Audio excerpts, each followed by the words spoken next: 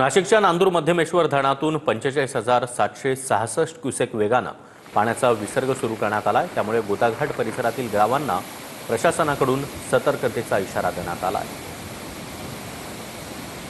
नाशिक जिल्ह्यात गेल्या 3-4 दिवसापासून मुसळधार पावसाची बॅटिंग सुरू होती। मात्र काल संध्याकाळपासून पावसाचा जोर जो आहे तर तो ओसरला असून तरी सुद्धा आपण पाहू शकतात का नाशिकच्या निफाड तालुक्यातील नांदूर मध्यमेश्वर हे धरण जे आहे तर ते दारणा, गंगापूर आणि कादवा ह्या 3 नद्यांच्या संगमावर आहे। आणि या ठिकाणावरनं 8 वक्रकार गेटमधून या ठिकाणावरनं 45,765 क्युसेक पाण्याचा जो आहे तर तो आज सलग दुसऱ्या दिवशी सुद्धा विसर्ग जो आहे करण्यात येत आहे। मोठ्या प्रमाणामध्ये 45,765 क्युसेक पाण्याचा जो आहे तर तो विसर्ग या ठिकाणावरनं सुरू असल्या कारणाने नाशिकच्या निफाड आणि अहिल्यानगर जिल्ह्यातील गोदाकाठच्या गावांना प्रशासनाच्या वतीने सतर्कतेचा इशारा जो आहे तर तो देण्यात आलेला आहे।